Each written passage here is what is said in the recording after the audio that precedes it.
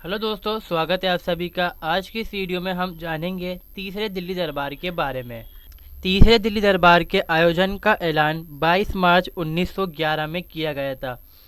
इस दरबार का मुख्य मकसद भारत में ब्रिटेन के नए सम्राट किंग जॉर्ज फिफ्थ तथा नई सम्राज्ञी मैरी ऑफ ट्रैक के प्रति अपनी वफादारी जाहिर करना था। दूसरा बड़ा कारण व मुख्य कारण भारत की राजधानी कलकत्ता से दिल्ली स्थानांतरित करना था, क्योंकि अंग्रेज़ों ने भारत की राजधानी मुगलों से छीनी थी।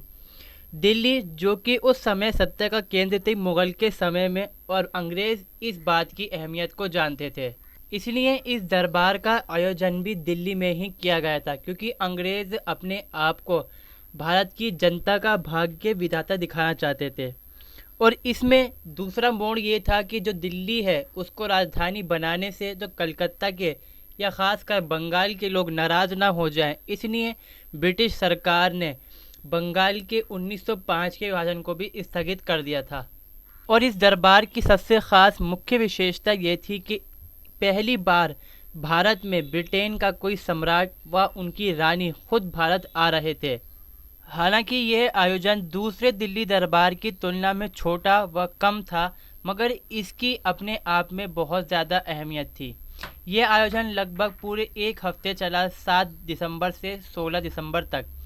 इसके लिए दिल्ली में एक नए अस्थायी शहर का निर्माण किया गया, जिसके लिए उत्तरी दिल्ली के 30 गांवों को चुना गया व उन्हें नए तौर पर बनाया गया, जहां ब्रिटेन के राजा के खास मुख्य अतिथियों को रहना था।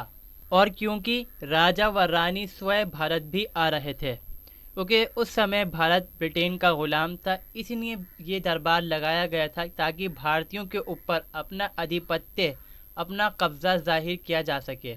2 दिसंबर 1911 को ब्रिटिश राजा व रानी मुंबई पहुंचे, जो उस समय बॉम्बे कहलाता था, और उनकी एंट्री गेटवे ऑफ इंडिया के ज़रिए होती है। मगर यहाँ पर एक बात इंटरेस्टिंग है, गेटवे ऑफ इंडिया उस टाइम था ही नहीं, तो उस समय वहाँ पर सिर्फ एक कार्डबोर्ड की कॉपी बना के लगाई गई थी, जिसके ज़रिए से उनकी एंट्री की गई थी। बाद में उसको पक्का किया गया था। 7 दिसंबर 1911 को ब्रिटिश राजा व रानी दिल्ली पहुँचते हैं सलीमगढ़ सेंट्रल रेलवे स्टेशन से।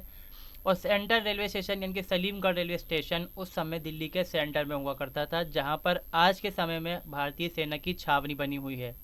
ये ठीक लाल किले के पीछे है, और वहां पर उन्हें 101 तोपों की सलामी दी गई, और यहीं से शुरुआत हो जाती है दिल्ली के तीसरे दिल्ली दरबार की।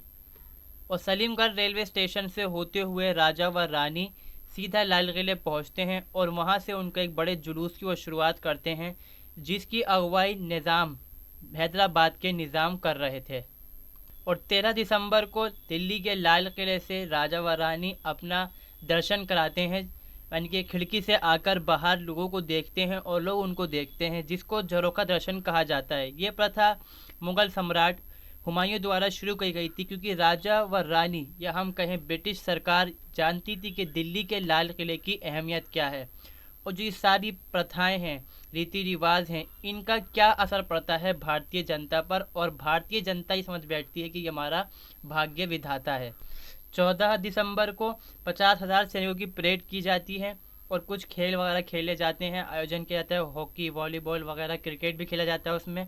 फिर राजा रानी जो होते हैं वो अपने सिंहासन में जाकर बैठते हैं, और जो भारतीय राजा महाराजा होते हैं, नवाब होते हैं, निज़ाम होते हैं, सामंत होते हैं, वो उनको आकर सलामी देते हैं और उनके प्रति अपनी वफादारी व्यक्त करते हैं।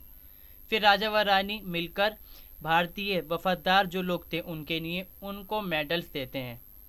इस पर एक छोटी फीचर्स मूवी बनाई गई है, फिल्म है, यानी कि जिसका नाम है with our king and the queen through of India. इसको आप देख सकते हैं। ये महज छोटी सी 4 से 5 मिनट की वीडियो है, इसको आप जाके यूट्यूब पर सर्च करके देख सकते हैं। तो ये था तीसरा दिल्ली दरबार, जिसमें खुद भारत के अंदर ब्रिटेन के राजा व रानी खुद आए थे। वो मकसद के पीछे आए थे, अपने काम के पीछे। ये समझ चुके होंगे आप। तो मिलते हैं हम अगली वीडियो में। इस वीडियो में बस इतना ही।